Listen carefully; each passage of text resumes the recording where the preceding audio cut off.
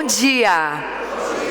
Agora sim, sejam todos muito bem-vindos e bem-vindas à B3, a Bolsa do Brasil, que hoje, em comemoração ao Dia Nacional da Filantropia, realiza um momento inédito no mundo, o primeiro toque de campainha pela filantropia. Eu sou Vanessa Coche e você é a mestre de cerimônias de vocês. Eu vou fazer a minha autodescrição. Eu sou uma mulher branca, de olhos castanhos, cabelos cacheados castanhos e estou usando uma roupa azul. Neste espaço que representa o movimento dos mercados, celebramos hoje um outro tipo de investimento, aquele que pode reduzir desigualdades e ainda impulsionar o desenvolvimento do país. Aqui estão reunidos grandes nomes do investimento social privado, institutos, fundações e empresas que acreditam no poder da colaboração e da generosidade estratégica para construir um futuro melhor. Que o toque de campainha de hoje ecoe como um símbolo de compromisso e esperança. Para iniciarmos essa nossa manhã tão especial, eu vou chamar aqui ao palco o presidente da B3, Gilson Finkelstein. Vem para cá, Gilson, bem-vindo.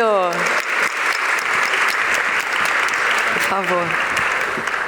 Obrigado, Vanessa. Bom dia a todas e a todos. Sejam muito bem-vindos aqui ao Espaço B3. Muitos do que já conhecem esse espaço de outros carnavais, aqui era o pregão da antiga Bovespa, mas hoje a gente abre as portas para o primeiro toque de campainha pela filantropia, como a Vanessa falou, e é um gesto muito legal, estamos muito felizes de receber todos aqui. Ver esse espaço cheio mostra que a gente está fazendo alguma coisa certa e mostra também a força da colaboração e o potencial transformador desse encontro. Hoje é um dia simbólico, um dia importante para o reconhecimento das iniciativas de investimento social privado, reforçando a importância deste setor para a transformação do nosso Brasil. A filantropia, seja corporativa, familiar ou individual, é sinônimo de desenvolvimento, acelera soluções inovadoras e reduz desigualdades. Sabemos que a filantropia não substitui o Estado, não substitui o papel do Estado, mas ocupa um papel importante para complementar e para acelerar os movimentos, criando soluções inovadoras para reduzir desigualdades e promover desenvolvimento. A escolha da B3, por exemplo, por investir em educação, está diretamente relacionada ao desenvolvimento do nosso país e à prosperidade da sociedade. E é por isso também que no nosso propósito a gente tem como viés impulsionar o crescimento para que a nossa sociedade possa prosperar. E é impossível pensar em prosperidade num país onde apenas 56% das crianças sabem ler e escrever ao final do segundo ano do ensino fundamental e onde 5% dos alunos saem do ensino médio sabendo adequadamente a matemática. Esses dados são ainda mais cruéis se olharmos dimensões de cor, raça, nível socioeconômico. Infelizmente, o local de residência ainda é uma fonte determinante na qualidade da trajetória educacional. Atuar como grant maker, apoiando projetos alinhados a políticas públicas e focados nas causas estruturais dos problemas é o viés da B3 e a escolha da B3 Social.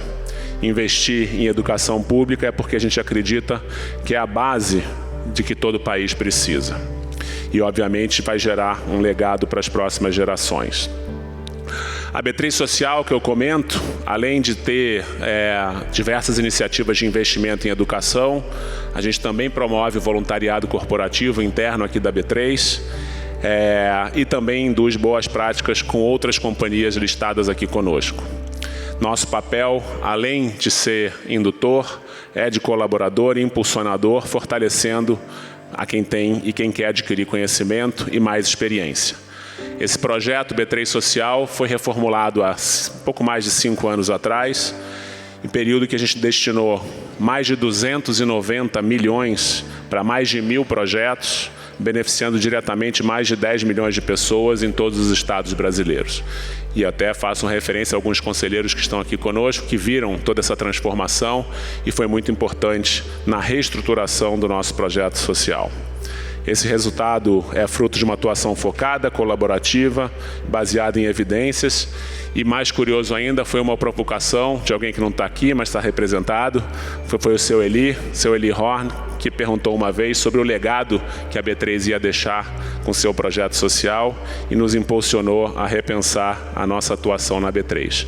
O mais curioso, que eu fui lá, quando eu fui visitar o seu Eli, ele me deu essa bronca, eu fui aplicar uma multa, porque ele estava desenquadrado no float, acabei doando a multa que ele pagou para o nosso projeto social e reverberando inclusivamente, assim, de cabeça, um turnaround completo no nosso projeto social, uma visita que valeu muito a pena. Então faço aqui a menção ao seu Eli, que é um exemplo que nos inspira a investir com propósito e fortalecer quem está na ponta para que a nossa história seja marcada realmente por impacto real e duradouro.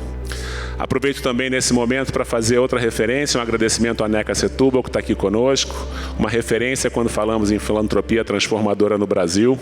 O trabalho que você vem liderando, NECA, é um exemplo de como o investimento social privado pode gerar mudanças reais. Dedicação e visão que tem nos inspirado, não só a nós, mas muitos outros, a acreditar no poder da colaboração e no papel da filantropia para a gente construir um país melhor. Muito obrigado. Acredito que no campo da filantropia o Brasil tem espaço para crescer, para se sofisticar, e a gente aqui na B3 quer atuar cada vez mais em parceria com outros investidores, parceria com outras empresas, parceria com corretoras, parceria com todos aqueles que, enfim, trabalham conosco, para que a gente possa promover soluções em escala e acelerar o enfrentamento das urgências, seja de educação, seja de outros setores.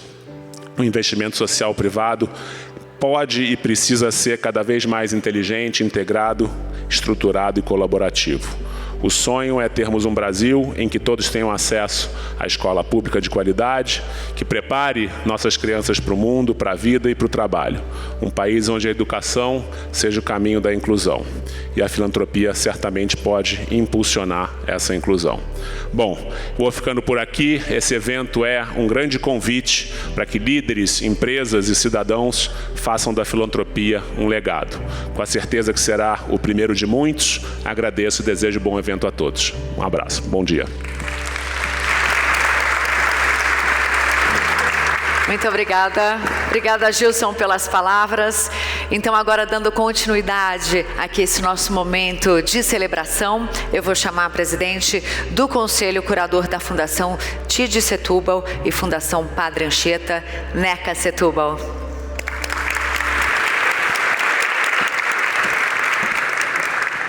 NECA, bem-vinda. Obrigada.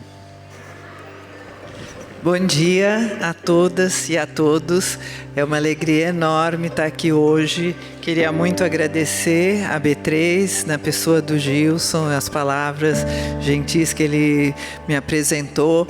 Mas eu queria especialmente falar como é importante hoje o Dia Nacional da Filantropia.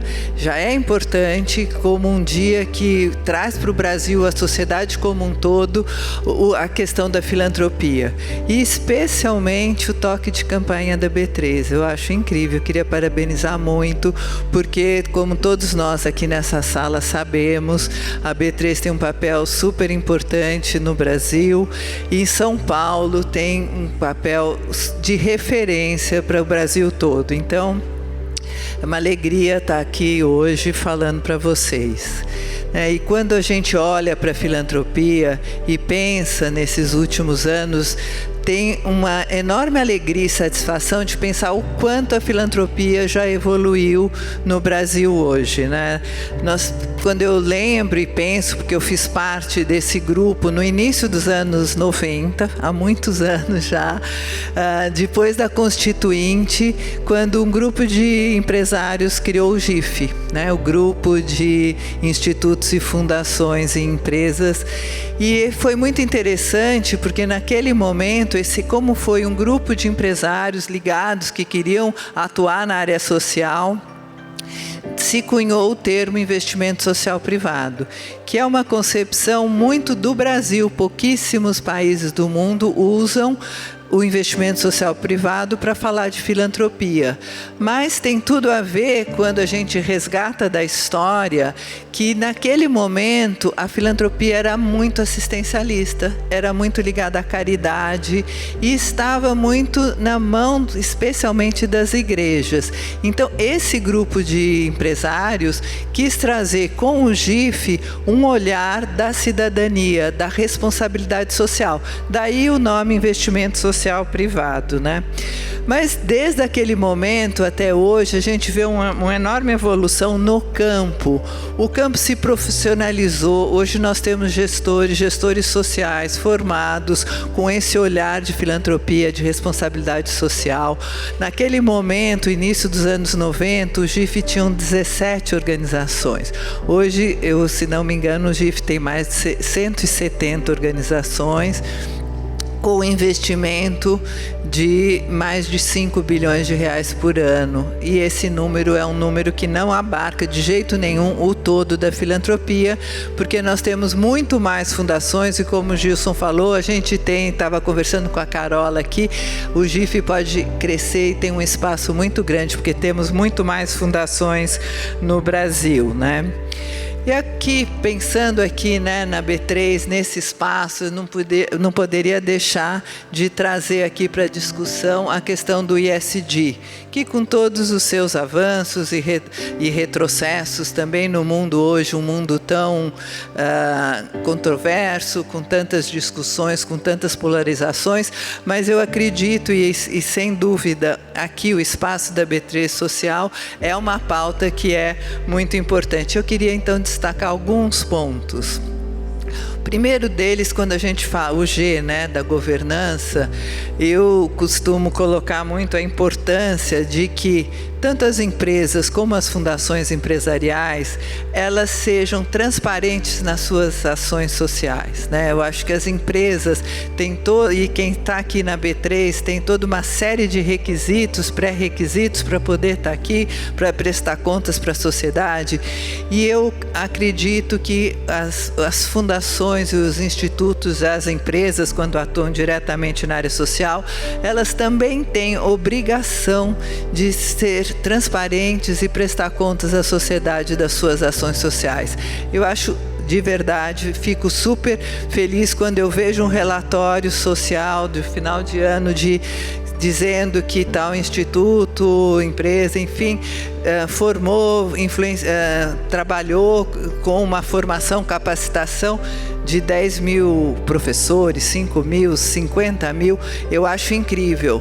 Mas se nós estamos formando tantos professores, a gente está influenciando no espaço público, que bom, mas temos que prestar contas disso. A sociedade, todos nós sabemos, no Brasil especialmente, nós temos uma crise de confiança muito grande. E essa crise vai também para a filantropia. Como é que é? Formou 50 mil professores? Como? De que jeito? Quanto custou? Eu acho que a gente tem obrigação de prestar contas para a sociedade desse impacto, porque é um impacto no espaço público e somos do privado, mas estamos atuando no público. Então, assim como as empresas prestam contas dos seus negócios, né? Um outro ponto que eu, dentro do G ainda, né, eu não poderia deixar de ser, porque eu assumi isso com muita força na questão das desigualdades, a gente pensar todos os temas relacionados a gênero e à equidade racial, né? E eu fico muito feliz porque eu sei que o Gilson fez uma declaração que essa agenda não iria ter retrocessos aqui na B3 Social. É super importante a gente publicizar esses apoios, assumir esses posicionamentos, que nós estamos falando de uma sociedade muito desigual e a questão das mulheres e das pessoas negras está no centro dessas desigualdades, né? Então, falar dessas questões é fundamental e é fundamental que isso seja não só feito, mas também publicizado como uma referência para outras empresas, institutos e tudo. Então aí, assim, quando a gente está falando de ESG, eu nem vou entrar na questão ambiental da sustentabilidade, porque eu acho que as empresas estão fazendo muito a lição de casa. Na COP tem várias representações, casos que vão para a COP, então eu acho que o empresariado está muito atento à questão da sustentabilidade. Que bom, porque é um papel fundamental no mundo hoje. Mas quando a gente chega no S do social, do ESG, ainda temos muito a ser feito, né? Acho que a gente, quando as empresas vão preencher os seus formulários para a questão de sustentabilidade e todos esses temas para estar fazendo parte de redes, de certificações e tal, o S sempre não, mas ainda é a letrinha mais frágil do ESG. Então, de novo, aqui a minha convocação, porque estamos num país, as desigualdades são enormes. E não basta a gente só falar, bom, é mesmo, então, o papel do governo. Claro que o papel do governo é fundamental, o Gilson já falou isso. Mas nós temos, sim, um papel importantíssimo para jogar nessa questão do social. E continuamos com ele. A gente não pode naturalizar que realmente somos desiguais. Por quê? Porque nós não vamos ser um país desenvolvido se a gente não diminuir as nossas desigualdades, né? E aí também, assim, pensando nisso, eu acho que as empresas, nas suas plantas que estão espalhadas por várias regiões do país, tem um papel muito importante nesses territórios. Eu tenho falado muito da questão do território, porque eu acho que é ali onde as ações acontecem, onde as pessoas estão vivendo e onde existe uma possibilidade da gente fazer ações intersetoriais, transversais, trazer junto o poder público, municipal e fazer uma organização junto às ONGs, né, as organizações sociais dos territórios, as pequenas organizações que estão ali. E a empresa, sim, pode fazer muita diferença nesses territórios, porque a empresa fica, os políticos mudam, os secretários de educação, de saúde, de meio ambiente, que vão mudar, às vezes mais do que os prefeitos, com maior rotatividade, mas é fundamental a gente ir no território, pensar e fazer articulações com o poder público. Não é fácil, demora, muda, mas as empresas estão lá, vão ficar. E isso é fundamental, porque é com esses projetos que aí vai mudar o secretário, você tem que começar tudo de novo. É verdade, é assim que funciona. Mas a empresa vai ficar e em algum momento, pode demorar um pouco, esses projetos vão ficar. Se eles estiverem articulados com as políticas públicas, o impacto é muito maior nos territórios. Na educação, com as escolas do território, na saúde, com os hospitais, fortalecendo todas as questões ambientais, enfim. E também fortalecendo as organizações locais. Eu acho que isso é um dos papéis muito importantes da filantropia, poder criar, a gente ter essa sociedade civil ativa, viva, vocal, e esse é um papel importante da filantropia, um papel importante nesses territórios, a questão cultural, que joga um papel muito fundamental nessas articulações da comunidade com o poder público, das diferentes organizações dentro da comunidade, que pode ser um fator, a cultura, de muita agregação, de construção de tecido social, de coesão social num mundo que está tão difícil o diálogo, né? Então, a cultura pode ter um papel muito importante. Então, só finalizando aqui, para a gente ter consciência, né, de todos nós que estamos aqui nesse recinto hoje, dos privilégios que a gente tem e que a nossa responsabilidade enquanto cidadãos. Nós não vamos sair daqui, ter um país desenvolvido, conseguir ter maior produtividade, conseguir discutir no mesmo nível dos outros países do G20, querer fazer parte do G7, o que quer que seja, se a gente ainda continuar com tantas desigualdades educacionais absurdas, especialmente em relação às pessoas pessoas negras. Isso é uma questão nossa, não é das pessoas negras, não é das mulheres, não é das pessoas pobres. É uma questão nossa, da sociedade brasileira, se a gente quer que nós, nossos filhos, nossos netos, vivam num país melhor e mais justo. Obrigada. Obrigada, Neca. Agora, então, para finalizar esse momento de abertura, eu vou chamar o diretor executivo dos Institutos Cirela e Sim, Aron Zilberman. Tudo bem, Aron? Bem-vindo. Muito difícil substituir o Eli, né? Fazer o melhor possível. Filantropia quer dizer amor pela humanidade. Amor pela humanidade, amor pelas pessoas. Essa história de amor pelas pessoas vem da Bíblia, né? Tanto no Velho Testamento quanto no Novo Testamento. No Velho Testamento está lá no Levítico e no Novo Testamento está em Mateus. Amar ao próximo como a si mesmo. Obviamente está faltando esse amor pelo próximo, em geral na sociedade.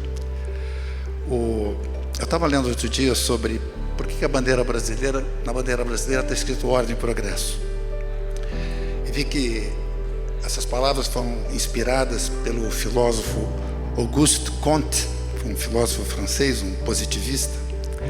E tem uma frase dele que ficou famosa, que ele diz o seguinte: o amor por princípio, a ordem por base, o progresso por fim. Só que esqueceram do amor na nossa bandeira. Eu acho que o fato de não ter amor na bandeira, falta amor na sociedade. Falta amor na sociedade.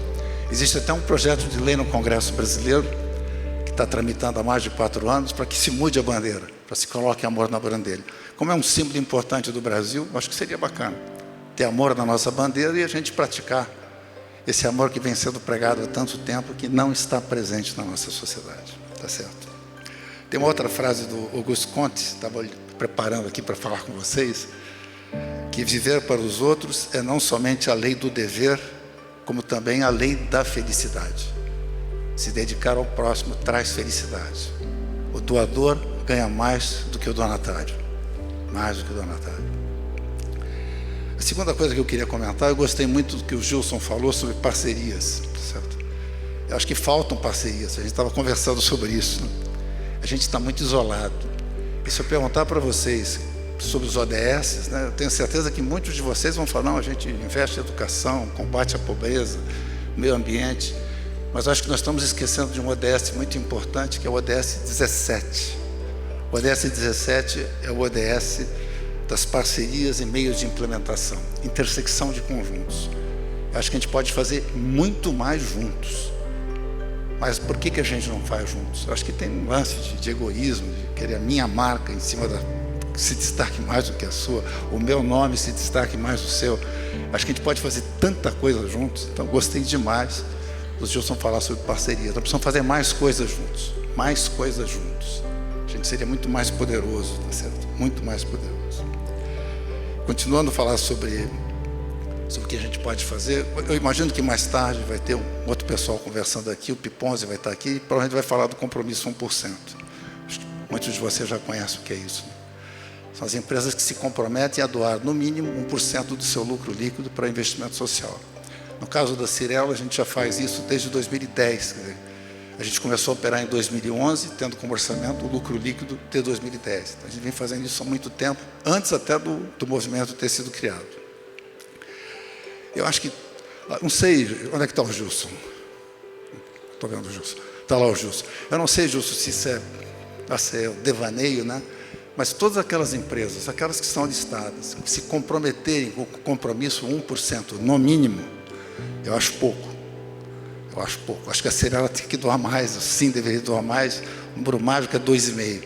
Mas se aumentar um pouquinho, mas 1% no mínimo, deveria ter algum tipo de destaque. Eu sei que nós temos o Easy, tá certo? Mas não sei, de alguma forma estimular, ou seja, ou doa 1%, cai fora da B3, assim, uma coisa bem espontânea, entendeu? Tá sério. Tinha que ter alguma coisa, Essa proposta não é do senhor Eli, só para deixar claro. Ele é mais suave, né?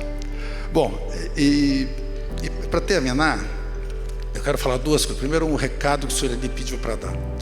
Aqueles que leram o livro dele, Tijolos do Bem, está no livro dele, né? Ele falou, conta essa história. E cadê a Paula, do IDES? A Paula, não sei se você vai lembrar, em 2015, a Paula liga para mim e fala, Aron, o senhor Eli assinou o Giving Pledge. Eu falei, o que é isso? Eu não sabia o que era esse negócio. Aí fui lá na internet, vi o que era o Giving Pledge e vi que o senhor Eli tinha assinado uma carta se comprometendo a doar 60% da fortuna, do seu patrimônio, em vida. E está no testamento também. Eu fiquei inconformado com aquilo. Ele já tinha assinado um bom tempo. Quando a Paula me falou, já tinham passado alguns meses. Eu fui na sala do Eli e falei, Eli, você assinou esse troço? E assinou secretamente? Não sei por que você fez isso. Porque o Eli, até aquela data, não dava entrevista, não queria se expor, por várias razões. Ele estava naquela tese de que a mão direita dá, a mão esquerda não pode saber. Coisas do passado. E eu disse para ele, eu vou dizer o que eu disse, depois como é que ele ouviu, tá certo? Ele pediu para dizer como é que ele ouviu. Eu falei para ele, se é para assinar e não divulgar, você não deve ter assinado. Isso é uma covardia. Eu não falei isso, mas ele falou que eu chamei ele de covarde, ele escreveu isso no livro. Porque o poder do exemplo é importante. Você tem que divulgar para convencer que outros, seus pares, outras pessoas e empresas com grandes fortunas façam a mesma coisa. Você tem essa obrigação. Agora, se você fizer isso, vão acontecer duas coisas. Primeiro, vão achar que você é um vaidoso que quer aparecer. Paciência. Esse é o preço que você vai pagar por tentar influenciar os outros. E a segunda coisa é que vai formar uma fila de gente aqui pedindo dinheiro. Aconteceram as duas coisas. E nisso eu acertei.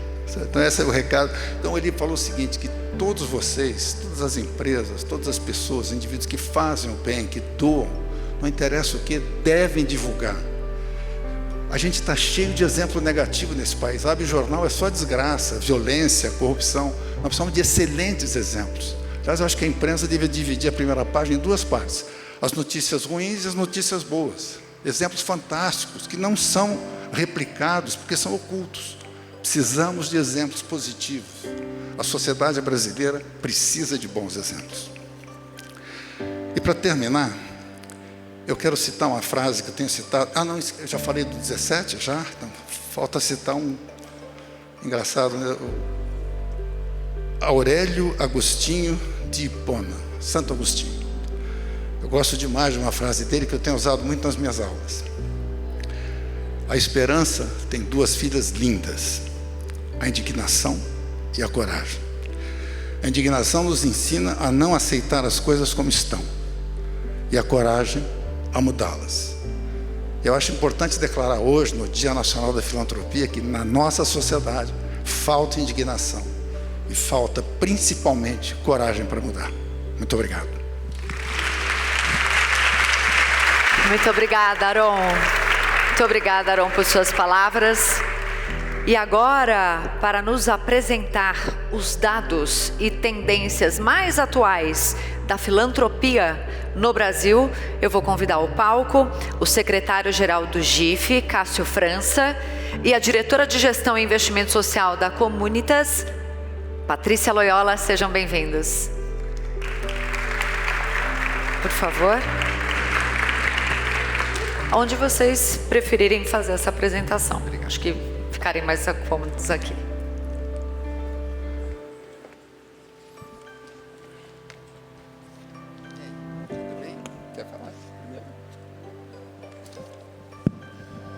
Olá pessoal, bom dia. Eu sou o Cássio França, eu estou secretário-geral no GIF. A Neca falou rapidamente, porque ela inclusive ela é uma das fundadoras do GIF, que é o Grupo de Institutos Fundações Empresa, e é desse lugar que eu falo para vocês hoje. Mas eu vou iniciar, obviamente, agradecendo o Gilson e, obviamente, a Fabiana Priante, que tiveram a grande ideia de ter um dia como esse, que é um dia bastante simbólico para a gente, porque a filantropia, muitas vezes, eu acho que ela se acomoda um pouco no seu ecossistema, como a gente costuma dizer. Então, muita gente nos conhece, mas quem nos conhece somos nós mesmos, que a gente vai conversando. Hoje o GIF com 170 associados, reconhecem o trabalho um dos outros, valorizam o trabalho um dos outros, mas muitas vezes fica difícil de de ultrapassar essa barreira mais imediata do que a gente chama de ecossistema. Então, estar aqui é uma oportunidade fantástica para a gente. Então, muitíssimo obrigado, Fabi, Gilson, super obrigado pela oportunidade. Eu vou falar rapidamente aqui do GIF, que é esse grupo que tem investido cerca de 5 bilhões por ano. Os temas clássicos do investimento social privado passam pela educação, que é um tema clássico em toda a América Latina. Se você perguntar para os similares ao GIF da Colômbia, da Argentina, do México, eles vão falar que a ordem é muito parecida: educação, inclusão produtiva, geração de emprego e renda, são os 3 principais temas do investimento social privado. A educação ela é muito fundamental porque a educação é o caminho de saída de desenvolvimento. No entanto, num país como o nosso, em que os problemas estão todos conectados e as intervenções têm que ser sistêmicas, muitas vezes o apelo direto somente à educação, ela restringe o desenvolvimento em outras partes. Então, o olhar do investimento social privado mais sistêmico talvez contribua ainda mais para esse país. Então, já faço aqui um convite para todos os colegas, as colegas que quiserem começar a entrar no mundo do investimento social privado, ou ainda que já fazem, mas de maneira não sistemática, como a gente do GIF costuma pregar, para que o olhar para a educação seja um olhar bastante sistêmico, porque as crianças não estarão nas escolas se elas não comerem bem, por exemplo. Elas não estarão na escola se elas não conseguirem dormir bem, né? Olhar para a primeira infância é o início de um desenvolvimento humano. Então, tem todo algo sistêmico que acho que vale muito a pena falar. Eu vou posicionar um pouquinho o GIF frente aos seus colegas da América Latina. Tive recentemente com uma colega da Colômbia que desenvolve um trabalho semelhante ao que eu faço. E eu falei dos nossos números, os 5 bilhões. Aliás, desses 5 bilhões, 3,7 é do setor privado. São do perfil empresarial de institutos e fundações empresariais ou das empresas mesmo, aquelas que não têm institutos e fundações. É um número muito significativo para o investimento social privado no país. Ele não está calcado nas famílias, embora seja uma fatia bastante importante, né? O Brasil, ele não tem incentivo para ter institutos e fundações como tem em outros países. Então, é algo bastante voluntário e é muito significativo você olhar que quase 75% desse investimento ele vem do setor privado. O que coloca o setor privado num lugar, me parece, conjunturalmente falando, na ordem do dia. Porque, obviamente, o setor privado não está só para produzir os melhores bens ou prestar os melhores serviços. Numa sociedade sistêmica como a nossa, com problemas complexos, né, você não pode esperar que isso seja feito, essa seja só a tarefa do setor privado. Em qualquer lugar, as tarefas elas estão bastante misturadas, né? Quem gosta de futebol sabe que o atacante não pode só atacar, tem que apoiar a defesa. E os defensores têm que subir para apoiar o ataque, né? Ou mesmo nas empresas, você não trabalhar em silos mais, que não faz nenhum sentido. Olhando macro, trabalhar empresa, governo e sociedade civil é justamente colocar em prática isso. Mas para finalizar, quando eu olhei, estava conversando com a minha colega da Colômbia, ela falou assim, e com o meu colega argentino, eles falaram assim: nossa, Cássio, mas esses números são impossíveis para a gente. Não tem condições da gente chegar nesses números. Vocês estão de parabéns. Eu falei: não, mas a gente é o dobro de vocês. E de vocês a gente é mais do que o dobro. Eles falaram: não, a gente já fez essa conta. A gente já cortou pela metade o quanto vocês investem e não tem condições. Isso nos coloca num lugar muito diferenciado. Assim como o meu colega do México falou: nossa, o dia que eu conseguir fazer um congresso do GIF, a gente faz um congresso a cada 2 anos, com os temas que vocês têm feito nos últimos anos, eu acho que minha missão está cumprida. Eu trago esses pontos porque fazer o investimento social privado nesse país, como ele tem sido feito e como a gente quer desenvolver, não é algo trivial na região que nós estamos. Então, eu também tenho que parabenizar isso e convocar mais pessoas para ter nesse lugar. Por isso que eu acho fantástico, novamente, a ideia de estar aqui, Fabi e Gilson, super obrigado por isso, e espero que esse seja só o primeiro e que no próximo estejam as pessoas falando: meu, eu já fazia, mas eu fazia de maneira não sistemática, ou eu nem fazia e comecei a fazer. Aí, são essas pessoas que vão estar aqui falando. Super obrigado.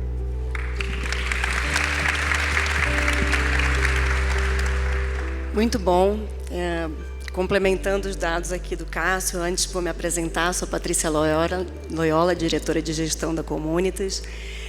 parabenizar e agradecer o convite. A B3, eu acho que o que eu queria também passar como recado é da filantropia fazer parte da estratégia de negócio. E a gente percebe esse compromisso ampliado, né, como empresa que vocês são, quando vocês têm índices como o ISE, como o Diversa, e a filantropia como um braço e uma inteligência social de todo esse processo. A Comunitas é um hub de soluções pautado pela colaboração público-privada que produz conhecimento e atua como um think tank para governos e empresas. No nosso braço de produção de conhecimento para as empresas, no que tange a sua atuação social, nós temos o BISC, que é o Benchmarking do Investimento Social Corporativo, que tem como objetivo qualificar a atuação social de empresas a partir de dados, de indicadores e de atuação em rede. Nós, há quase 2 décadas, publicamos anualmente dados a respeito da atuação social dessas empresas, e muitas delas, assim como a B3, eu vejo aqui, tenho o prazer de cumprimentar Cielor, Petrobras, Cirela, né? Então, a gente tem uma rede que é pulsante, que troca sobre desafios e colabora buscando soluções. Inclusive, esse nosso levantamento anual, amanhã teremos o prazer de lançá-lo, a quem eu convido vocês que participem, mas eu trouxe algumas pequenas pílulas aqui para demonstrar, né, antecipando, dando um spoiler do que a gente vai trazer amanhã. Primeiramente, o volume de investimento esse ano, de 24, que a gente está se baseando, foi o maior de toda a nossa série histórica, com exceção dos dados da pandemia em 2020, devido aos investimentos na Covid. Então, a gente vê aí um crescimento dessa base de investimento. 75% disso são de recursos próprios. Então, a gente tem, sim, recursos incentivados, e a gente acredita que eles têm um papel importante de início, muitas vezes, de uma organização para aprender a fazer, para atuar na qualificação, e eles podem ser complementares. Mas 75% dos investimentos são de recursos próprios. Além disso, a gente percebe, o Aron trouxe essa questão do percentual do investimento, que as empresas que são mais robustas na sua atuação e mais maduras, elas já conseguem estar em patamares similares aos norte-americanos, de 1% do seu lucro bruto, que é a nossa base de comparação, no investimento social. E mais do que o volume de investimento, a gente pauta a qualidade desse investimento. Então, esse é um aspecto interessante. A educação, como o Cássio disse, ela é a campeã de audiência, digamos assim, mas o que a gente percebe é cada vez mais uma educação também, de uma certa forma, a serviço dos desafios do negócio, que é a educação profissionalizante, né? A inclusão produtiva e o foco que é também abarcar essa tremenda desigualdade que a gente tem no país. Então, a gente tem esses 2 aspectos. Quando a gente fala em temáticas sociais, o setor industrial ele é muito mais voltado ao território, portanto, multicausas, e o setor de serviços ele é mais direcionado a causas como educação, cultura, causas mais específicas, né? A gente tem a ação emergencial coberta por 100% da nossa rede, né? Então, a gente viu no ano passado toda a mobilização que o Rio Grande do Sul trouxe e representou, mas ainda a ação humanitária ela tem um peso muito forte, né? Então, esse olhar sistêmico ele ainda não está tão empregado, a gente tem grande potencial de avançar nos investimentos mais estruturantes e voltados à adaptação climática. Ano passado foram 218 milhões investidos pela nossa rede no Rio Grande do Sul. E, bem, assim como o Cássio disse, é uma visão sistêmica que eu acho que a gente precisa buscar. O co-investimento, Aron, ele está entre uma grande tendência da colaboração, das alianças estratégicas. É por isso que a gente, no BIS, que a gente tem uma rede de confiança de empresas que aprendem com as outras e que miram em soluções que eles possam co-investir. Isso é de tremenda importância e relevância para o segmento. E a gente, então, faz esse chamamento, né? Eu acho que um recado que eu tenho para deixar, muito se falou sobre o benefício que a filantropia pode deixar para o país, mas eu queria ressaltar o benefício que a filantropia também tem para os negócios, né? Quando a gente fala em valor compartilhado, existe um potencial tremendo de uma relação de ganha-ganha de verdade. A gente consegue identificar na nossa rede que a atuação social das empresas chega em espaços que o business não alcança, que o negócio não chega. Então, esse também é um papel de que a B3 Social é um braço social, não só um braço, mas uma inteligência social também a serviço do negócio, né? Porque ambos prosperando lado a lado, eu acho que é isso que a gente cada vez mais vem identificando, né, na nossa rede, o que a gente gostaria de deixar aqui como um espaço de convite e colaboração mútua. Muito assim, parabéns. Eu não sei se a gente tem espaço para... a gente tem um QR Code aqui na tela com alguns links úteis, tanto do GIF quanto da Comunitas, e a gente recomenda que quem quiser participar do nosso encontro também amanhã, que se inscreva, e será um prazer reencontrá-los por lá. Parabéns, obrigada.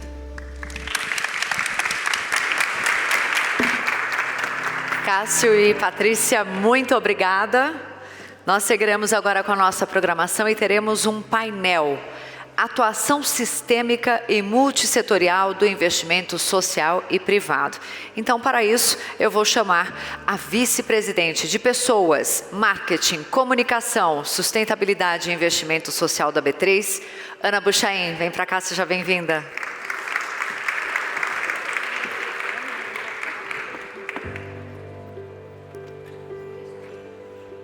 Bom dia a todos e a todas, um prazer recebê-los aqui, uma alegria revê-los.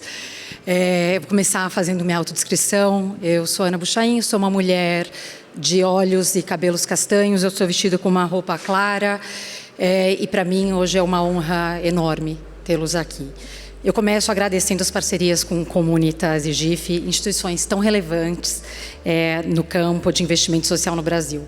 Eu estou bastante emocionada, quem pode ver minhas mãos tremendo aqui consegue já ver, porque, de fato, falar da presença e da atuação de cada um de vocês mostra como a gente consegue hoje ver como a filantropia no Brasil avançou e quão relevante tem sido a atuação de vocês. Hoje é um dia histórico, de fato. A gente tem a honra de realizar pela primeira vez no mundo o toque de campainha pela filantropia. E esse gesto, ele é um gesto simbólico. Mais tarde, quando a gente subir ao palco para tocar a campainha, eu vou explicar para vocês o que é isso, né? Afinal, o que é o toque de campainha, o que isso significa. Mas ele é um chamado coletivo. Ele é um momento importante para que a gente consiga chamar cada vez mais forças a atuarem juntos, de uma forma coletiva e organizada, para que a gente consiga fechar e resolver alguns objetivos que parecem insolúveis, questões que parecem insolúveis. Então, de fato, o mercado e a sociedade devem trabalhar juntos para que a gente inclua e que tenha um país cada vez mais inclusivo e próspero. Cada empresa, cada instituto e cada pessoa que está aqui representa uma força transformadora. E quando a gente se une de verdade, o impacto vai muito além do que qualquer um de nós poderia fazer sozinho. Na B3, a prosperidade econômica e social só podem caminhar juntas. Isso é o que a gente acredita e a gente trabalha todo dia para isso. O Gilson já mencionou o nosso propósito e eu gostaria, o nosso propósito ele é um pouquinho mais longo, mas o final dele é que a gente está aqui, a gente existe para que a sociedade possa prosperar. E prosperidade é diferente de riqueza. E a gente escolheu propositalmente essa palavra. E se a gente tiver isso em mente, a gente consegue transformar os ambientes que a gente está. O Brasil tem uma rede incrível de pessoas, de empresas, de organizações comprometidas com o impacto social. E é por isso que esse momento é tão importante. Para que a gente, Cássio mencionou isso, né? Mas a gente talvez se conhece, mas a gente tem que reconhecer o trabalho que a gente tem, a gente tem que se reconectar e trabalhar de forma conjunta. Então, hoje a gente está celebrando aquilo que a gente já conquistou, mas, sobretudo, a gente também reafirma o que ainda precisa ser feito. Então, que esse toque de campainha, ele reflita e seja um símbolo de união, esperança e também continuidade. E no painel a seguir, que eu vou ter o prazer de moderar com pessoas tão especiais e queridas aqui, a gente vai falar sobre práticas de atuação sistêmica e multissetorial no investimento social privado. Então, eu queria chamar aqui alguns colegas e amigos para se juntar a mim, a essa conversa. E eu queria começar com Alexandre Thiolier, da BRK Ambiental.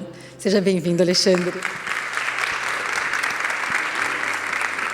A Camila Valverde, da Fundação ArcelorMittal.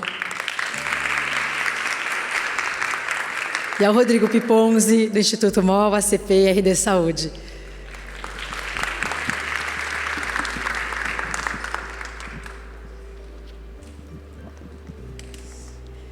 Tudo bem aí, Rô?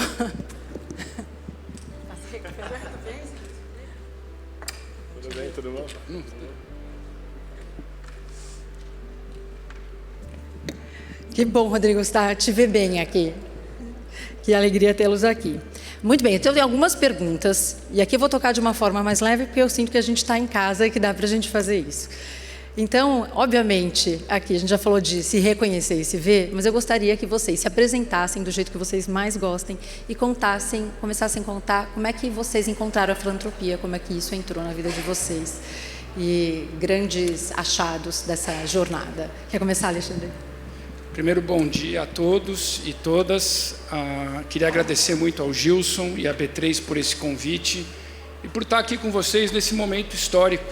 Mundialmente nunca teve um toque de campainha em prol da filantropia, e aqui nós estamos juntos para esse momento. Então, um grande prazer. Contando um pouquinho de mim, eu sou o CEO da BRK Ambiental, tenho muito orgulho do que nós fazemos na BRK. Na BRK nós somos uma empresa de água e de saneamento, presente em 100 municípios, mais de 100 municípios no Brasil. E a gente tem que lembrar que o saneamento tem um papel fundamental no avanço do nosso país. Hoje nós vivemos com 100 milhões de brasileiros e brasileiras que não têm acesso a saneamento básico. Nós temos mais ou menos 30 milhões de brasileiros que não têm acesso à água potável de uma forma regular.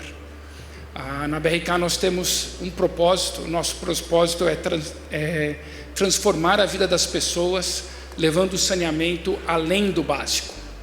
E nesse processo a gente enxerga como a vida das pessoas são transformadas quando o saneamento chega. E no nosso dia a dia, levamos mais rede, estações de tratamento de esgoto para as comunidades onde trabalhamos, mas enxergávamos que tinha mais por fazer e nos deparamos com um número, que é o número que eu vou conversar com vocês hoje na próxima pergunta aqui com vocês. Mas eu vou deixar um número com vocês que nos tocou. São 38 mil escolas no Brasil que hoje não têm acesso à água potável.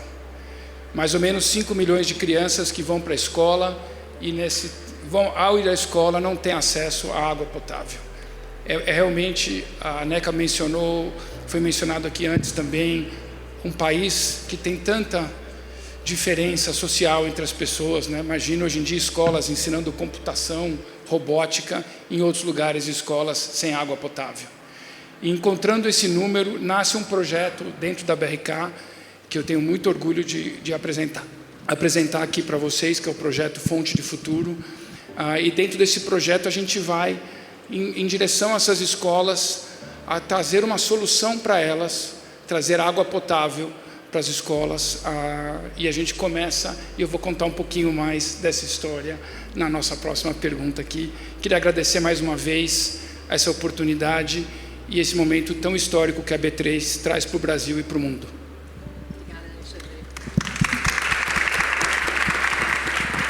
Obrigada, Alexandre. Você sabe que a gente, Fabiana, né, aqui que lidera a B3 Social do meu time, me provoca muito sobre a questão de educação resiliente e como é fundamental a gente ter esse tipo de parceria, porque não dá para deixar ninguém de trás. Eu acho que cada vez mais, quando a gente vê as mudanças climáticas, que infelizmente chegaram, não é mais um risco, é um fato, a gente vai ter que ter uma atuação cada vez mais forte e direcionada, porque a gente vai ter que, de alguma forma, entender como a gente garante essa educação resiliente daqui para frente, se a gente quiser ter um país que tenha a condição de prosperar no futuro. Obrigada, e eu quero entender mais agora do projeto, mais para frente. Camila, sua vez. Bom dia a todas as pessoas presentes. Eu estou emocionada de estar aqui, e com o coração muito alegre mesmo, e é quando os astros se sincronizam e você percebe que o que você fez valeu a pena, ainda tem um caminho enorme para fazer. Fiz essa breve introdução para contar que eu sou baiana, da Cidade Baixa, nasci e cresci ali na frente da Igreja do Bonfim. Meu pai e meu avô tinham uma padaria na Cidade Baixa. Cidade Baixa, para quem não conhece, foi construído na estrutura da cidade de Salvador como um bairro operário, e é onde acontece e é sediada as obras assistenciais de Irmã Dulce. Então, o meu primeiro contato com a filantropia, respondendo a sua pergunta, foi acompanhando as doações regulares que meu avô e meu pai faziam de pães para as obras sociais Irmã Dulce. E nós somos o retrato e a continuação do que a gente viveu na nossa infância, tendo transformado ela ou aprendido com ela, mas essa referência nos carrega a vida inteira. Então, começou por ali.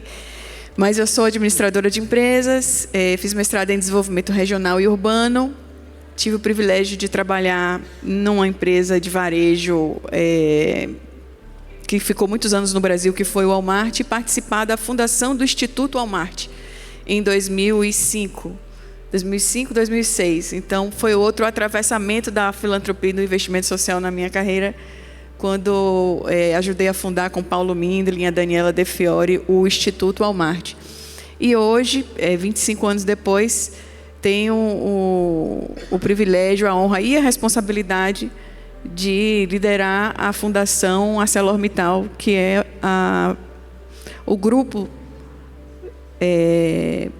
que maior produtor de aço no Brasil, e a Fundação é a organização dedicada ao investimento social desse grupo, não só dos recursos próprios, como também da gestão de todos os incentivados, que a empresa decidiu que todas as leis de incentivo seriam utilizadas para projetos sociais. Então, a Fundação também é responsável pela gestão dos incentivados. Então, é uma alegria, uma honra estar aqui. Agradeço muito o convite, e te rever também é um privilégio. Eu sou uma mulher negra, de pele clara, estou vestida de preto, com uma saia preta de bolinha bem pequenininha verde, para quem não está vendo. Obrigada, gente. Um prazer estar aqui. Obrigada, Camila. Camila, sabe que eu estava escutando falar e eu lembrei daquela frase, né? Que a palavra convence e o exemplo arrasta. Então, que seja no nível pessoal ou profissional, como é importante a gente ter bons exemplos ao nosso lado e que a gente os conheça. E falando nisso, né, também desses bons exemplos que a gente conhece, Rodrigo, agora é com você. Obrigado, Ana. Estou muito feliz. Bom dia, todo mundo. Estou muito feliz de estar aqui. Obrigado pelo convite, seu, da Fabi, da B3. Eu estou duplamente feliz, na verdade. Acho que primeiro por poder estar aqui no Dia Nacional da Filantropia, num momento especial do Toque de Campainha, rever tanta gente faz tempo que eu não vejo. Estou feliz também de estar saindo depois de 3 semanas de casa. Desculpem aparecer de muletas assim, eu quebrei o tornozelo, operei faz 3 semanas, então está sendo muito bom também voltar até minha vida aqui, porque, enfim, foram semanas difíceis, mas nada como a gente poder estar com as pessoas que a gente gosta, fazendo o que a gente gosta, né? Então, me apresentando rapidamente, eu sou um homem loiro, de olhos claros, estou de jaqueta preta, camiseta preta, calça jeans e um RoboFoot no pé direito.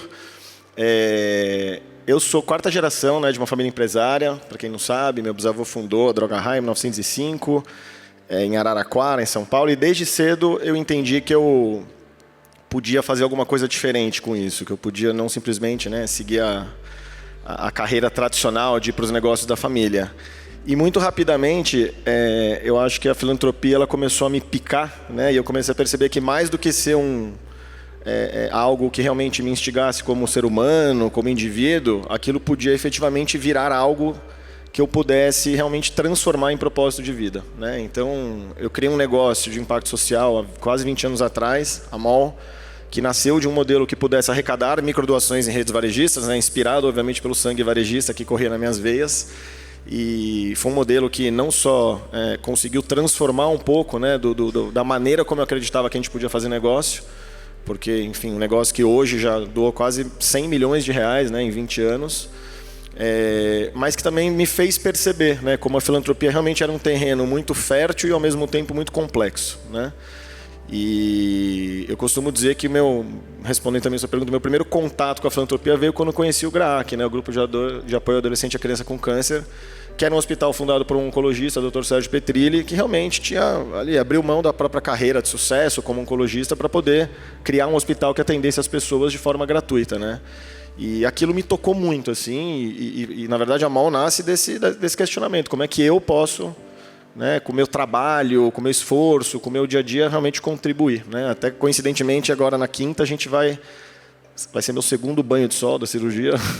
A gente vai celebrar 25 milhões de reais doados ao GRAAC, né, desde o início da Sorria, né, a venda nas lojas da Rai do Brasil. A gente celebra quinta-feira esses 25 milhões. Então, o GRAAC realmente foi o primeiro contato que eu tive com a filantropia, que realmente deu origem a tudo isso. Acho que isso conecta muito com o que eu ouvi da Neca falando quando eu cheguei, né? Essa importância da gente realmente ter ali a gente conhecer, a gente ter esse contato, a gente realmente estar próximo daquilo que a gente entende que muda a vida das pessoas. E para finalizar, desde então, né, desde dessa jornada da MOL e tudo mais, eu fui percebendo que tinha muita coisa legal, que realmente filantropia, né, impacto social eram as minhas paixões, que tinha muito a ser feito dentro desse contexto, e fui me aventurar em muitas outras frentes. Então acho que ao longo da conversa eu vou falar um pouco mais delas, né, meu papel na própria RD, Instituto Familiar, enfim, muitas outras frentes com as quais, enfim, vários colegas aqui eu já interagi, mas sempre tendo a filantropia como eixo de trabalho, assim. E a gente precisa celebrar mesmo os 25 milhões, os 50, os 100, o que vai vir, porque isso chama, né, mais gente para se engajar e entender qual é a sua parte dentro do todo. Então, Rodrigo, eu vou continuar com você, já que você já trouxe a MOL, e entrando na segunda rodada, a gente sabe que a MOL faz a pesquisa Varejo com Causa, que fomenta a cultura de doação. E aí eu vou pedir para você fazer um exercício aqui intelectual de tentar expandir alguns insights da pesquisa para o universo maior além do varejo. Quais argumentos podem ajudar a gente a estimular as lideranças no entendimento da força da filantropia e da cultura de doação para os seus negócios? Boa. Eu adoro essa pergunta e eu acho que a gente pode divagar muito tempo em torno delas, mas eu escolhi alguns pontos que eu acho que são importantes, né, para a gente poder responder. E acho que você mencionou, né, a pesquisa. Acho que vale só contextualizar rapidamente, né? O Varejo com Causa, de fato, é uma iniciativa que a gente criou dentro da MOL há alguns anos, né? Como forma de estimular que as empresas entendessem o valor que a filantropia e o apoio a causas têm para os seus próprios negócios. Parar de ficar num lugar muito assistencialista, marcas, por favor, ajudem as comunidades, e fazer entender que isso tem que ser estratégia, que isso realmente faz diferença para o mundo, mas faz diferença para os negócios, né? Eu acho que é muito nesse lugar que a gente foi e continua indo, né, buscando através dessa iniciativa. Então eu trago aqui 4 reflexões, né, para a gente pensar em cima da sua pergunta, né? E todas essas reflexões partem de contextos em que a gente tem dados, evidências para poder justificar, né? A primeira delas, a gente já sabe, por A mais B, através da própria pesquisa Varejo com Causa e através de outras pesquisas realizadas no Brasil e no mundo, né, o quanto apoiar causas, de fato, fortalece a reputação das marcas, né, o quanto isso gera confiança e conexão com as marcas. Então, essa é uma primeira evidência que eu gosto muito de trazer, né? Apoiar causas não é algo que você faz porque você é bonzinho, é algo que realmente traz benefício, né? O consumidor vê a marca de outra forma, a fidelidade do consumidor é outra, né? A maneira como essa marca se posiciona no mundo é outra e, por consequência, a reputação que essa marca conquista é outra. A gente tem muitos bons exemplos para o bem e para o mal do que eu estou falando, né? Então, acho que a pesquisa traz muitas evidências disso, né? Acho que a gente tem lá, eu não lembro exatamente o dado de cabeça, mas a gente tem um dado que mostra que varejos, por exemplo, que apoiam causas com mecanismos de doação nos seus caixas, são muito mais percebidos como varejos com boa reputação do que aqueles que não o fazem, né? Então, essa é uma primeira evidência.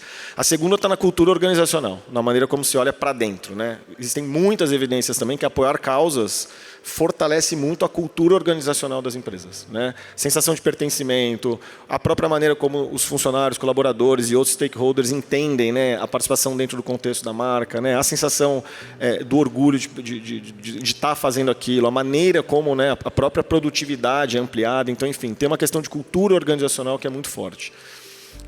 Tem uma terceira questão que eu acho que é muito importante quando a gente fala dessa conexão de marcas e causas, que está muito ligada à capacidade de inovação, né? Muitas vezes a filantropia é o espaço dentro das empresas em que dá para testar mais. É claro que isso ainda muitas vezes é muito desejável e pouco executado, mas é um espaço onde a gente pode buscar mais inovação, mais experimentação, modelos diferentes, soluções que sejam mais ganha-ganha, ou seja, né, espaços onde tem uma abordagem de aprendizagem mútua muito grande também, né? Então, eu acredito muito que essa é uma grande força, né, que apoiar causas, trabalhar filantropia corporativa tem também, essa capacidade de pensar fora da caixa, que eu acho que muitas vezes ainda é muito tolhida pelas marcas, né? Porque, mas se isso aqui der certo, como é que a gente justifica? E aí, gente, é um dinheiro filantrópico, uma doação, é um dinheiro que ele não vai ter retorno financeiro, ele vai ter outros retornos sociais, mas ele não vai ter. Então tem uma questão de mentalidade muito forte, né? E aí nada melhor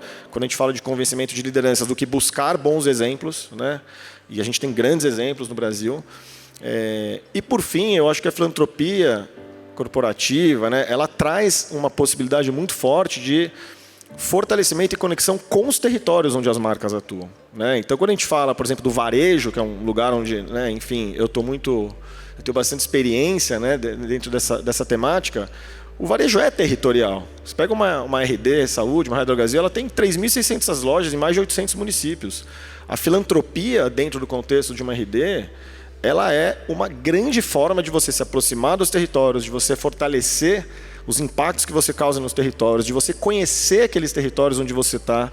Então, eu acho que isso também, muitas vezes, é um grande trunfo que você tem como marca, independentemente de você ser uma marca mais territorial como varejo, ou uma marca de abrangência mais nacional, e aí estamos falando mais de públicos, mas é uma grande forma que você tem também de conhecer as dores da sociedade, de experimentar soluções, né, e de poder ganhar força, ganhar propriedade para fazer esse trabalho, porque a gente não consegue praticar filantropia se a gente não conhecer o problema. A gente não vai criar boas soluções se a gente não conhecer os problemas, né? E eu acho que as marcas, elas têm a obrigação de conhecer os problemas, e a filantropia é um grande meio da gente se aproximar desses territórios. Então, são algumas evidências, eu poderia trazer muitas outras, mas que eu nomeei aqui para a gente poder entender, no fim, que ter estratégias de filantropia, apoiar causas, tem que sair do lugar só assistencialista, tem que sair do lugar do eu faço porque eu sou bonzinho, e tem que entender que isso contribui para o negócio, fortalece a estratégia e torna, né, essas iniciativas muito mais perenes a longo prazo.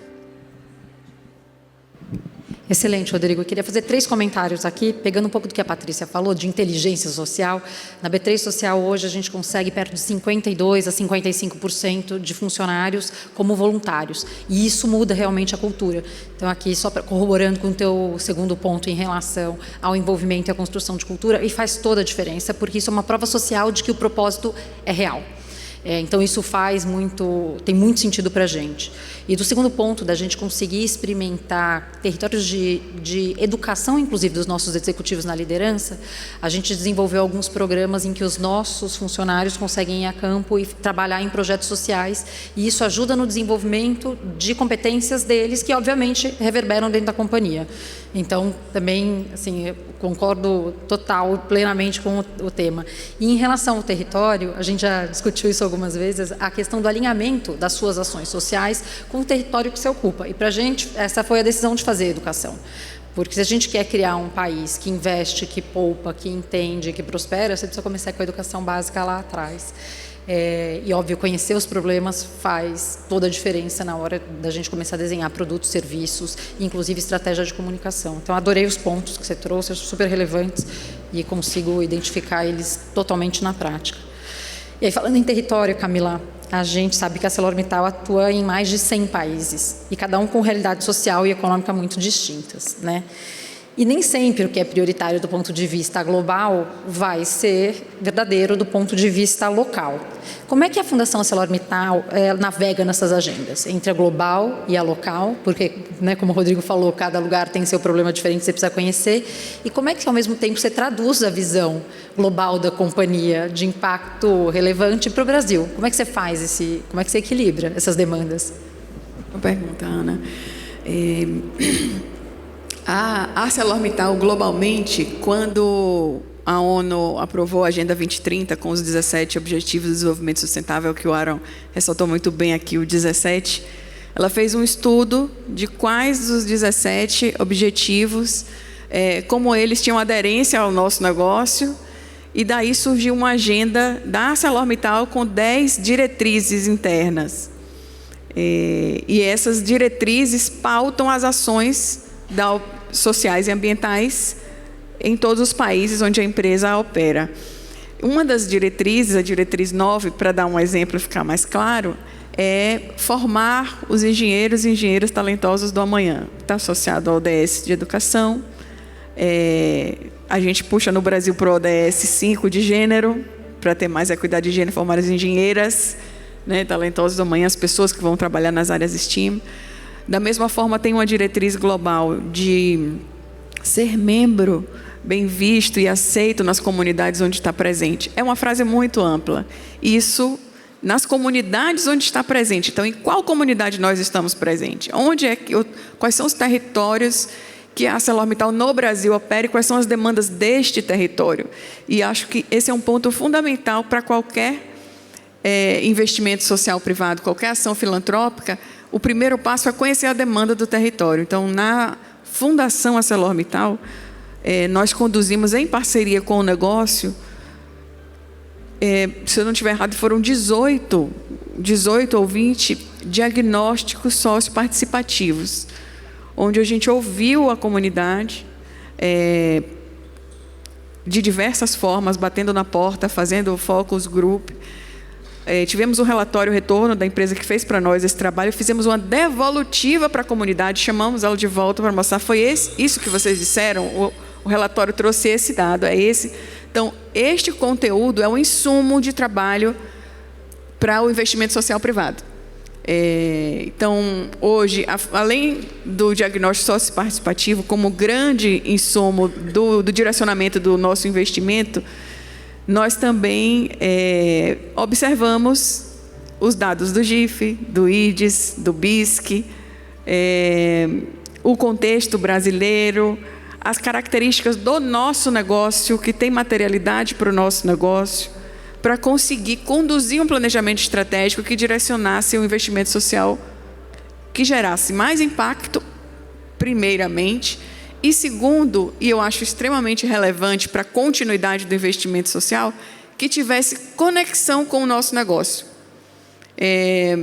Já tive algumas discussões com alguns de vocês aqui, inclusive, é necessário que o investimento social das empresas tenha conexão com o negócio, ou ele pode estar totalmente desvinculado? É uma discussão muito rica, que tem várias camadas e vários propósitos. No nosso caso, nós optamos por ter conexão com o negócio. Então, o nosso investimento em educação, ele segue a formação de professores na abordagem STEAM, que é a formação que une ciência, tecnologia, engenharia, artes, que é essa conexão de todos eles, engenharia e matemática. O nosso trabalho de esporte e cultura, que são prioritariamente vias leis de incentivo, ele também tem um propósito da cultura, de valorização do que é regional, justamente do território onde está, para gerar pertencimento. E o esporte está vinculado ao principal, que é a educação, ou seja, os alunos, para participarem dos diversos projetos que a gente tem no Brasil, 15 modalidades esportivas, em mais de 30 cidades, ele precisa estar matriculado na escola. Então, é uma conexão com o vínculo escolar, tendo a educação como central. E, mais recentemente, na atualização desse planejamento estratégico, observando as diretrizes do Global, voltando a elas, nós definimos iniciar o trabalho no campo social da economia circular, que tem tudo a ver com o aço, que é infinitamente reciclável, e com o momento que a gente está de crise climática, que a gente precisa ter uma economia num modelo diferente. Então, qual é o papel do investimento social na economia circular? Então, esse é um campo que a gente está explorando. Vamos lançar uma pesquisa essa semana sobre esse tema, do panorama do investimento social privado no Brasil na economia circular, para poder seguir. Então, eu diria, tem um alinhamento com um direcionamento global, acho que como todas as grandes multinacionais devem ter, mas uma permissão para aterrissar no território onde a gente está, sim. Eu adoro também a questão das pesquisas socioparticipativas, porque eu acho que elas de verdade dão a dimensão real do que precisa ser feito. Como o Rodrigo falou, a gente precisa conhecer os problemas, mas a gente não pode fazer nada por ninguém sem incluir as pessoas, sem ouvi-las e sem fazer com elas. Excelente. E sobre estar perto do core ou não, eu acho que a Fonte do Futuro é um ótimo exemplo, né? Como o investimento social pode dialogar com o core business e com os temas materiais da companhia. Alexandre, como é que foi essa coordenação? Como é que você estruturou isso internamente? E que aprendizados vocês tiraram desse processo de alinhamento entre o propósito, o negócio e o impacto? Não, perfeito. Traz muito orgulho contar a história do Fonte de Futuro, porque ela nasce organicamente, naturalmente dentro da empresa, né? Dentro da BRK a gente tem um programa anual chamado Atitude e Inovação, onde as pessoas trazem inovação, seja na prestação do nosso serviço de saneamento, ou tratar água, distribuição. Mas a gente tem um prêmio dentro da companhia chamado Além do Básico. E diversas iniciativas surgem dentro do Além do Básico, que não tem a ver com geração de caixa ou com a extensão da rede. E surge a ideia de 38 mil escolas, será que a BRK pode fazer algo para ajudar essas escolas? E a gente não sabia muito bem como fazer, nós somos acostumados a servir sistemas grandes de tratamento de esgoto, mas a gente testa uma ideia com uma tecnologia simples, a gente vai, se junta com parceiros, a Zurich Seguros adotou a causa rapidamente, e a gente foi a uma escola, numa aldeia indígena, e levamos um sistema de filtração, e começamos a trabalhar junto com aquela escola, e dali começou, erramos muito, aprendemos, testamos de novo, realmente demanda bastante atuação próxima da escola para assegurar que o sistema está sendo filtrado, que o sistema está filtrando a água, e a gente começou a trabalhar e começou a conversar com prefeituras, porque a gente precisa da parceria junto com a prefeitura, conversar com diretores de escola e entender a realidade do que é operar, do que é ser o diretor de uma escola onde não tem água potável. Como é que eu faço? E as histórias são muito, muito tristes, né? Escolas onde sabe-se que a água do poço está contaminada, mas não tem o que fazer. As crianças e os professores acabam tendo que tomar daquele poço. Outros lugares onde compra-se um galão de água, só que é caríssimo, então está fazendo racionamento da distribuição de água para as crianças. E a gente escuta essas histórias e fica muito tocado, e precisávamos encontrar formas de ir além da nossa área de concessão, em parceria com prefeituras, governos, em parcerias com o setor privado. E a gente começa o processo de captação, acho que a gente conversou um pouquinho. Hoje temos mais de 20 parceiros privados, empresas que contribuem com a gente, que adotam escolas conosco, e essas escolas, então, a gente faz todo o rito de testar a água do poço para ver se esse sistema de filtração é capaz de dar conta daquela água. A gente aprova junto com a prefeitura. Trouxemos um grupo francês mundial chamado Merrier, porque eu falei o seguinte: se a BRK vai pôr o nome da BRK nesse projeto, a água que vai ser entregue ela é tratada. O nosso nome está por detrás disso. Ele é um projeto simples. Já tentaram pegar o Fonte do Futuro e fazer mais coisas com o Fonte do Futuro, e eu sempre disse não. Ele funciona para nós porque ele é totalmente vinculado. A BRK sabe tratar água, a gente sabe dar manutenção, a gente sabe instalar. Então a gente fica muito focado em trazer mais e mais escolas para dentro do Fonte de Futuro. Esse grupo Merrier, então, faz todos os testes para eu poder chegar para os patrocinadores e falar: está vendo, a água que a gente está entregando é de fato potável. Com isso a gente começou a crescer, vários novos parceiros foram chegando.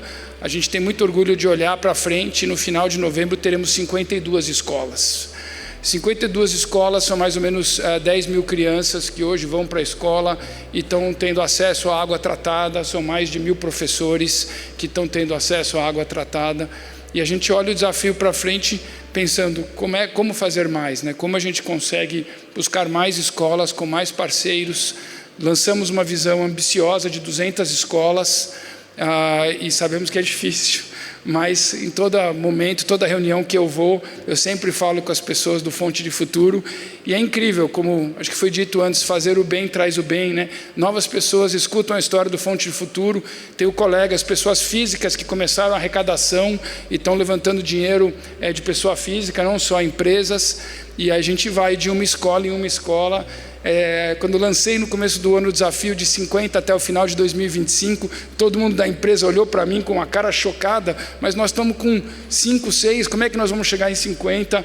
E a gente bate aí a meta das 50 escolas até o final de novembro, né? Então, buscamos sempre parceiros e pessoas que possam apoiar a gente, trazendo mais escolas e entendendo que é um número dantesco, é um desafio horroroso de se pensar. Mas a gente só pode atacar esse desafio de uma em uma, né? Então, o saneamento avança muito no Brasil, muito está acontecendo, e é isso que a gente precisa: soluções de longo prazo, que obviamente são redes e estações de tratamento. Mas enquanto isso, a gente pode buscar soluções paliativas. Nossa, Alexandre, excelente o teu exemplo. E aí, ano que vem, a gente celebra 100 escolas, é isso? Ou 200? Olha, eu estou ainda pensando a meta, mas 100 parece um bom número. Tá bom. Então, ano que vem a gente se vê de novo e a gente vai celebrar se a gente chegar. Muito bom. Para a gente fechar o painel, eu queria que vocês contassem, pode começar com você também, Alexandre, o que você diria para as empresas que ainda não começaram, estão no início de uma jornada de filantropia? O que você acha que devem ser os pontos de atenção? Acho que você trouxe a questão de saber também testar e errar, né? O Piponzi falou, você também falou, mas o que mais você diria para elas? Acho que o primeiro passo é comecem. Acho que a inércia no mundo corporativo, no mundo dos negócios, na vida pessoal da gente, é um desafio enorme. Então, comecem. Não precisa de 200 páginas em PowerPoint, com 10 mil Excels e documentos internos. O que encanta para todos do Fonte de Futuro na BRK é que ele nasceu dentro de casa, de uma ideia, e aí as pessoas abraçaram essa ideia, e aí a gente saiu falando, e aí mais gente se engajou. A gente não sabia como fazer no começo. Mantenha a ideia simples, porque simples cola. Quando tem muitos nomes e ciência da NASA e as pessoas não entendem o que está acontecendo, é difícil de engajar parceiros, é difícil de sentir que você de fato está fazendo algo. Quando ela é simples, né, a gente está levando água potável para escolas, é simples. Eu não preciso trazer outras complexidades. Então eu diria, primeiro comecem, segundo, mantenham simples. Eu acredito muito em estar próximo do que você faz. Eu acho que é mais difícil, a não ser que seja uma doação e parcerias com outros, aí sim, claro, pode ir longe do que está fazendo e pensar na estratégia da empresa, mas quando você está fazendo um projeto seu dentro de casa, corporativo, usar de todas as alavancas e do seu conhecimento é muito, muito importante. No caso da BRK, água, saneamento para a escola é muito conectado.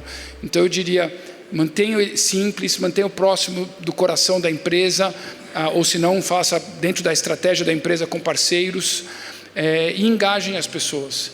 A liderança da empresa tem que estar muito envolvida para realmente mostrar que isso faz parte da missão, faz parte do que os acionistas, o conselho, a alta diretoria da empresa acredita. E quando a alta diretoria da empresa consegue mandar essa mensagem com força, aí você mobiliza não uma, duas ou três pessoas. No caso da BRK, somos 6 mil colaboradores em mais de 100 municípios, pensando como é que a gente pode, então, agora fazer um novo projeto. O Atitude Inovação, que é o nosso prêmio interno, está vindo agora no final desse ano. Eu estou curiosíssimo de ver qual é a próxima ideia. Será que tem uma outra ideia que a gente vai também abarcar e vai conseguir dar vento de cauda, vento para essa pipa voar?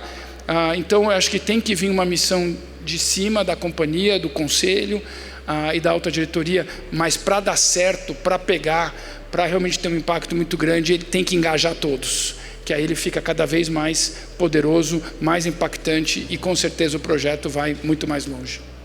Maravilhoso. Simplicidade, liderança do topo, engajamento de todos. Se for um projeto que esteja feito dentro da companhia, que seja vinculado ao negócio, ou que a empresa sabe fazer bem. Obviamente, parcerias financeiras e doações, aí é uma outra história, procurem bons projetos. Mas se vai ser tocado dentro de casa, use o que a empresa sabe fazer, porque aí você engaja e todo mundo sente que pode participar. Perfeito, excelente. Dona Camila. Já tivemos vários insights aqui muito bons sobre como iniciar e como manter.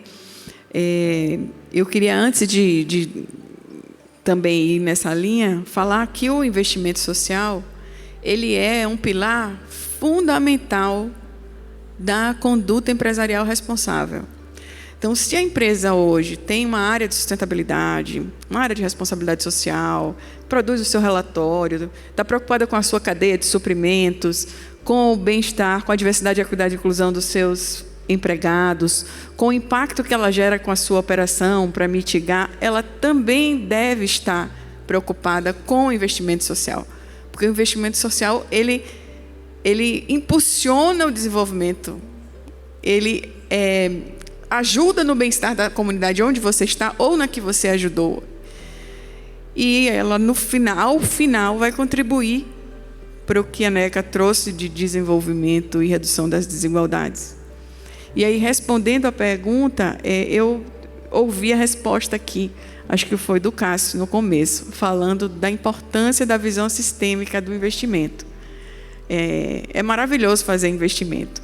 Precisa que a organização se articule para fazer, vá no território, decida coletivamente aonde vai ser feito o investimento, para ter segurança e maturidade de que é aquele. O apoio da alta liderança é fundamental, e aqui fica a dica: levar as lideranças para a visita de campo faz toda a diferença. Se alguém aqui é responsável por essa área dentro da sua organização e tem dificuldade de engajar, articule uma visita no campo, uma conversa com a pessoa que faz parte dos projetos. Vai mudar totalmente a trajetória de como o seu trabalho, como o investimento social é visto dentro da organização. Então, eu queria deixar essa dica. E o olhar sistêmico, né, Cássio, para a gente conseguir gerar um impacto, de fato, mais duradouro, mensurável, que seja um gatilho positivo para outros desenvolvimentos dentro daquela comunidade onde, eventualmente, a organização está presente. E antes de encerrar, que eu sei que essa é a minha última fala, agradecer muito a Fabiana, parabenizá-la pelo convite, pelo evento, ao Gilson e a você, que foi um privilégio lhe reencontrar aqui. Eu trabalhei no Pacto Global e nós somos parceiras durante muito tempo, então estou muito contente mesmo. Parabéns, e que venham mais investimento social privado aqui no nosso país e no Brasil. Carmia, o orgulho é todo meu, a alegria é toda minha de ter você aqui, e acho que você trouxe um ponto fundamental, que todos nós temos uma responsabilidade que é indelegável, como companhia e como pessoa, de fazer uma atuação, de fato, além do nosso próprio jardim. Adoro quando você fala da gente, de fato, se conectar com os territórios e levar as lideranças para entender o impacto. Acho que foram pontos fundamentais da tua fala, e obrigada de novo por estar aqui. E, Rodrigo, agora é a tua vez de fechar. Ponça. Não, muito legal, acho que eu vi os pontos, vou somar mais alguns, então, né? Eu acho que o primeiro ponto que eu trago, assim, para empresa que está começando, já faz, acho que tem uma coisa que eu aprendi muito trabalhando com varejo, que é a capacidade que as empresas têm que ter, muitas vezes, de mapear os seus ativos, entender quais são os pontos, quais são as maneiras que elas têm de transformar as vidas das pessoas, né? E eu acho que esse é um primeiro ponto que eu acho que é muito importante para as marcas, terem ciência de fato de quais são os seus ativos, quais são aqueles ativos que podem ser colocados à disposição da sociedade, porque isso muda tudo. Muitas vezes, eu acho que as empresas, elas não se dão conta do tamanho da força que elas têm, né? E se fica tão evidente isso no varejo, que, como eu falei lá atrás, é territorial, tem pontos de venda, tem contatos. Gente, eu trago sempre o exemplo da RD, obviamente. São mais de 1,5 milhão de pessoas que entram nas farmácias todos os dias. Que capacidade que você tem de mobilização com 1,5 milhão de pessoas passando todos os dias nas farmácias? Uma mensagem, uma comunicação, uma frase, um projeto. Você tem muita capacidade de impacto. Então, acho que esse é um primeiro ponto. Saber mapear os seus próprios ativos, saber entender como fazer isso. O segundo ponto para mim é coerência. Assim, não dá para falar em investimento social privado sem coerência. Eu vi uma frase esses dias do meu amigo Giovanni Harley. Ele está aqui? Acho que ele está aqui, né? Eu vi ele ali. Que ele falou assim: as marcas que abdicaram das suas estratégias de diversidade nesse momento, elas nunca foram aliadas. E isso para mim é coerência. Coerência da fala dele, mas é a falta de coerência no caso. A gente não vai conseguir evoluir esse setor, a gente não vai conseguir construir estratégias sólidas se a gente, como liderança, se a gente, como empresa, não tiver coerência. A gente tem que pensar a longo prazo, a gente tem que fazer coisas que realmente reverberem e façam diferença. E a incoerência, infelizmente, ainda é um grande traço, muitas vezes, de algumas estratégias que não são bem construídas no investimento social privado. Então, coerência, para mim, assim, se você quer fazer, faça com coerência. E coerência vem da liderança, coerência vem da história, coerência vem de todos os stakeholders, de todas as pontas das marcas. E, para mim, o último ponto é transparência. Assim, a gente não vai trabalhar investimento social privado no Brasil se a gente não trabalhar transparência, se a gente não trabalhar confiança. Todas as pesquisas sobre cultura de doação, todos os panoramas sobre cultura de doação, seja ela de pessoas físicas, jurídicas, o espaço que for, elas mostram, por A mais B, que sem confiança, se a gente não trabalhar confiança, a gente não vai evoluir como setor. Então, as marcas têm, sim, uma baita responsabilidade na forma de praticar as suas próprias estratégias de confiança, de transparência, para mostrar não só que fazem do jeito certo, mas para mostrar também quais são os impactos e trazer as pessoas junto. Então, acho que esse é um ponto fundamental. E eu encerro minha fala agradecendo e fazendo um convite, né? O Aaron falou do compromisso 1%. Quando a gente fala, né, de tudo isso que a gente falou hoje durante o painel aqui, eu acho que a gente tem que, como marcas, também como empresas, sempre procurar quais são aqueles projetos que realmente reverberam com aquilo que a gente acredita. E fica o convite para quem não conhece, conhecer o Compromisso 1%, né, um movimento que estimula empresas a doarem pelo menos 1% dos seus lucros, né, para organizações sociais. Parece tão pouco, 1%, mas a gente sabe que o poder que 1% tem, primeiro, de transformar o mundo, e segundo, muitas vezes é um pontapé inicial. Né, porque do 1 você vai para o 2, para o 5, para o 10 e dali para frente você está efetivamente mudando a realidade. O Compromisso 1% é muito mais do que uma estratégia de doação, é um movimento também de você poder fazer com que uma empresa estimule a outra a entender o valor que isso tem. Né? Então, fica o convite para que conheçam, uma iniciativa que enfim, foi criada, né, em parceria MOL IDES e que tem hoje Cirela, PwC, RD, enfim, muitas, acho que são quase 20 marcas signatárias. Mas que eu acho que é uma boa forma de começar para quem não conhece ou de fortalecer para quem já faz, sabe? Então é isso e obrigado de novo aí pelo convite. Adorei. Agradeço muitíssimo vocês três, vocês trouxeram pontos super relevantes. E só finalizando aqui a tua fala, para mim a questão de transparência, ela tem muito a ver com a fala que a Neca falou de ESG e de governança. Cada vez mais a gente vai precisar de transparência e recorrência desses dados, para que eles de fato sejam críveis e elas consigam trazer e aproximar outras companhias que talvez tenham um pouco de receio. E principalmente a questão, Rodrigo, de ativar os seus próprios ativos me toca muito. Todos nós temos ativos como empresa, como marca, que a gente pode usar para alavancar as nossas ações. Então, eu acho que essa nossa conversa, o exemplo que vocês trouxeram, eles são muito ricos para que a gente consiga engajar cada vez mais pessoas. A filantropia no Brasil está viva, ela está conectada, ela está cada vez mais estratégica. Falar de estratégia, aliás, não existe favorzinho, ninguém está fazendo favor aqui. Toda a agenda que a gente está fazendo está totalmente vinculada com a estratégia de negócio, de posicionamento, de marca e reconhecimento do poder que a gente tem como companhia para gerar externalidade positiva. A B3 segue firme no propósito de conectar o mercado ao desenvolvimento social, porque a gente acredita que o futuro se constrói juntos, com propósito, parceria e coragem, como você mencionou. Que o toque de campainha pela filantropia inspire cada vez mais colaboração, mais aprendizado e mais compromisso coletivo. E que no próximo ano a gente tenha talvez o dobro, tá bom, Alexandre, de meta, de filantropos nessa celebração. Muito obrigada pela presença de todos. Obrigada, gente. Ana, obrigada pela condução do painel. Agora eu vou pedir para que vocês venham aqui para o palco. Ana, Alexandre, Camila e Rodrigo. Venham também, por favor, o Aaron, Neca, Cássio e Patrícia. Por favor, vão já se posicionando por aqui. Vou convidar para subir aqui também ao nosso palco o conselho da B3 Social, o time da B3 Social e também os times ArcelorMittal, ACP, MOL e RD Saúde, BRK Ambiental, Comunitas, Cirela, GIF e Itaú. Por favor, venham aqui para o nosso palco. A Ana já está ali posicionada porque ela vai conduzir, explicar como é que vai ser esse momento, né, Ana? É isso aí. Então, todos já chegando aqui ao nosso palco, a gente tem que juntar mais, porque quando a gente juntar mais, tem mais energia e funciona melhor. Gente, nesse palco aqui acontecem as grandes aberturas de capital, os grandes leilões que ajudam no financiamento de infraestrutura do nosso país. E ele também marca, o toque de campainha marca a abertura e o fechamento de mercado. E a gente usa esse momento como um momento importante de celebração, ele é um momento muito, muito especial. E hoje a gente vai tocar, então, de fato, pelo primeiro toque de campainha em prol da filantropia. A gente vai fazer uma contagem regressiva de 5 até 1 e a gente vai tocar com muita energia essa campainha para celebrar esse dia tão especial. Vocês estão prontos? Todos prontos? Então vamos lá! 5, 4, 3, 2, 1.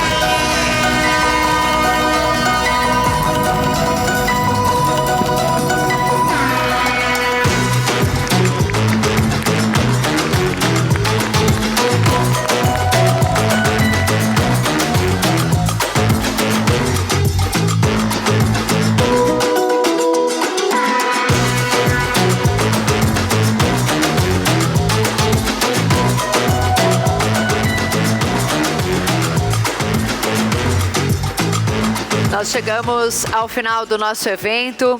que este momento celebre e reconheça o impacto da filantropia corporativa e individual no Brasil.